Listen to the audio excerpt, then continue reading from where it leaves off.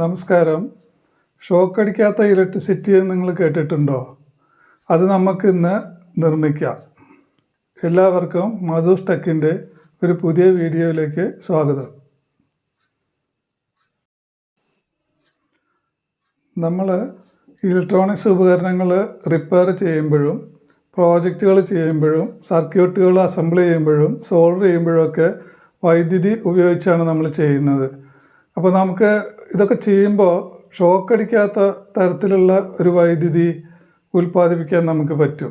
അതിന് ഉപയോഗിക്കുന്ന ഒരു ഉപകരണമാണ് ഐസൊലേഷൻ ട്രാൻസ്ഫോർമർ എന്ന് പറയുന്നത്. അതെന്താണെന്ന് നമുക്കിപ്പോൾ നോക്കാം. ഐസൊലേഷൻ ട്രാൻസ്ഫോർമർ എന്ന് പറയുന്ന ഉപകരണത്തിൽ അതിൻ്റെ പ്രൈമറിയും സെക്കൻഡറിയും തമ്മിൽ നേരിട്ട് ബന്ധമില്ല. അത് ഒരു ഇലക്ട്രോ മാഗ്നറ്റിക് കപ്ലിംഗ് ആയിട്ടാണ് വരുന്നത്. അത്തരത്തിലുള്ളൊരു ബന്ധമാണ് പ്രൈമറിയും സെക്കൻഡറിയും തമ്മിലുള്ളത്. അപ്പോൾ അതിൽ ഇവിടെ കാണാൻ നിങ്ങൾക്ക് ഇത് പ്രൈമറിയാണ്, ഇത് സെക്കൻഡറിയാണ്. ഈ പ്രൈമറിയിൽ എത്ര ടേൺസാണോ ഉള്ളത് അത്രയും ടേൺസ് തന്നെ ഈ സെക്കൻഡറിയിലും വേണം. എന്നാലാണ് പ്രൈമറിയിൽ കൊടുക്കുന്ന വോൾട്ടേജ് അതേ വോൾട്ടേജ് സെക്കൻഡറിയിലും കിട്ടുള്ളൂ. അപ്പോൾ ഇത് നിർമ്മിക്കുമ്പോൾ നമ്മൾ പ്രൈമറിയിൽ എത്ര ടേൺസാണോ അതേ ടേൺസ് തന്നെ സെക്കൻഡറിയിലും വരുന്ന പോലെ നിർമ്മിക്കുക. അപ്പോൾ നമ്മൾ 230 വോൾട്ട്സ് അതിൽ കൊടുത്തു കഴിഞ്ഞാൽ ഔട്ട്പുട്ട് 230 വോൾട്ട്സ് തന്നെ കിട്ടും. പക്ഷേ നമുക്ക് അത് തൊട്ടാലൊന്നും ഷോക്ക് അടിക്കില്ല. സെക്കൻഡറിയിൽ തൊട്ടാലും ഷോക്ക് അടിക്കില്ല. കാരണം ഈ സെക്കൻഡറി പ്രൈമറിയിൽ നിന്ന് ഐസൊലേറ്റ് ചെയ്തതാണ്. തമ്മിൽ ഡയറക്റ്റായിട്ടുള്ള ബന്ധമില്ല.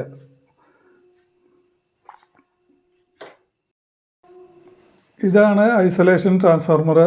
ഇത് ഞാൻ നിർമ്മിച്ച ഒരു ഐസൊലേഷൻ ട്രാൻസ്ഫോർമറാണ്. ഇതിൻ്റെ പ്രൈമറിയും ഇതിൻ്റെ സെക്കൻഡറിയാണ്. ഇതിൻ്റെ പ്രൈമറിയിൽ 250 ടേൺസ് ആണുള്ളത്. സെക്കൻഡറിയിലും അതുപോലെ തന്നെ 250 ടേൺസ് ഉണ്ട്. ഇതിപ്പോൾ ഒരു 2 kVA ട്രാൻസ്ഫോർമറാണ്. നിങ്ങൾക്ക് ആവശ്യമുള്ള വാട്ടേജ് അനുസരിച്ച് നിങ്ങൾക്ക് വലിപ്പം നിശ്ചയിക്കാം. വാട്ടേജിനനുസരിച്ചുള്ള വലിപ്പത്തിൽ ഉണ്ടാക്കിയാൽ മതി. ഇതിൽ ഇപ്പോൾ പ്രൈമറിയിൽ സപ്ലൈ കൊടുത്തിട്ടുണ്ട്. ഈ സെക്കൻഡറിയിൽ നിങ്ങൾക്ക് കാണാം, ഇവിടെ ഈ ടെസ്റ്റർ കത്തുന്നുണ്ട്, ഇവിടെ കത്തുന്നു. ഇത് ഒരു എക്സ്റ്റൻഷൻ ബോർഡുമായിട്ട് ബന്ധിപ്പിച്ചിട്ടുണ്ട്. ഇത് ന്യൂട്രലും ഫേസും രണ്ടും ഇതിൽ കൊടുത്തിട്ടുണ്ട്. ഇതിലിപ്പോൾ നിങ്ങൾക്ക് നോക്കി കാണാം, ഇവിടെ ഇത് കത്തുന്നുണ്ട് ഈ ടെസ്റ്റർ. ഇതിലിപ്പോൾ AC വരുന്നുണ്ട്. ഇത് ഇൻപുട്ട് കൊടുത്ത അതേ അളവിലുള്ള AC ആണ് ഔട്ട്പുട്ടിലും വരുന്നത്. എത്ര വോൾട്ട് ഉണ്ടെന്ന് നമുക്കിപ്പോൾ ഒന്ന് പരിശോധിച്ച് നോക്കാം.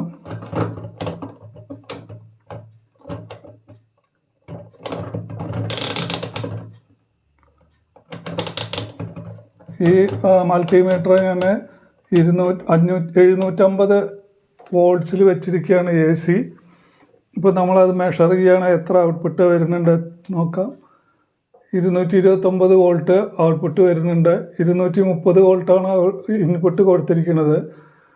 അത് തന്നെ 229, 227, 8 ചെറിയ തോതിലുള്ള വേരിയേഷനൊക്കെ ഉണ്ടാകും. അതൊന്നും സാരില്ല. എന്നാലും ഇത് ഇൻപുട്ടിൻ്റെ അതേ ലെവലിൽ ഔട്ട്പുട്ടും കിട്ടുന്നുണ്ട്. ഇതിലെന്താ പ്രത്യേകത വെച്ചാൽ ഇതിൻ്റെ സെക്കൻഡറിയിൽ തൊട്ടാൽ നമുക്ക് ഷോക്ക് അടിക്കില്ല. നമ്മൾ 2 കൈ കൊണ്ടും 2 വയറുകളും ഒരേ സമയത്ത് തൊടാൻ പാടില്ല. അങ്ങനെ ചെയ്താൽ ഷോക്ക് അടിക്കും. നേരെ മറിച്ച് ഇതിൻ്റെ സെക്കൻഡറിയിൽ നമ്മളിങ്ങനെ ഇതപ്പോൾ ഞാൻ ഇൻസുലേഷൻ ഇല്ലാത്ത ഭാഗം കൊണ്ടാണ് തൊട്ടിരിക്കുന്നത്. ഷോക്ക് അടിക്കുന്നില്ല. ഇവിടെ ആയാലും ഷോക്ക് അടിക്കില്ല. രണ്ടും ഒരേ സമയത്ത് 2 കൈ കൊണ്ട് തൊടാൻ പാടില്ല. അങ്ങനെ തൊട്ടാൽ ഷോക്ക് അടിക്കും. ഇത് നമുക്ക് മെയിൻ ലൈനിൽ നിന്ന് നമ്മളതിനെ ഐസൊലേറ്റ് ചെയ്യുന്ന ഒരു പർപ്പസാണ് ഇതിനുള്ളത്. അതുകൊണ്ടാണ് ഇതിന് ഐസൊലേഷൻ ട്രാൻസ്ഫോർമർ എന്ന് പറയുന്നത്. നമ്മൾ ഇലക്ട്രോണിക്സ് ലാബിലൊക്കെ ഇത് വളരെ അത്യാവശ്യമുള്ളൊരു ഉപകരണമാണ്. നമ്മളെന്തെങ്കിലും റിപ്പയറൊക്കെ ചെയ്യുമ്പോൾ അല്ലെങ്കിൽ അസംബിൾ ചെയ്യുമ്പോഴൊക്കെ നമുക്ക് ഷോക്ക് അടിക്കാതിരിക്കാൻ ഈ ഉപകരണം സഹായിക്കും. ഇന്നിപ്പോൾ നമ്മൾ ഷോക്ക് അടിക്കാത്ത വൈദ്യുതിയെക്കുറിച്ചാണ് പഠിച്ചത്. അതിന് ഉപയോഗിക്കുന്ന ഉപകരണമാണ് ഐസൊലേഷൻ ട്രാൻസ്ഫോർമർ. ഇപ്പോൾ അതിൻ്റെ പ്രത്യേകതയൊക്കെ പഠിച്ചു കഴിഞ്ഞു. ഇനി കൂടുതൽ ഇലക്ട്രോണിക്സുമായി ബന്ധപ്പെട്ട കാര്യങ്ങൾ അടുത്ത് വരുന്ന വീഡിയോകളിൽ പഠിക്കാം.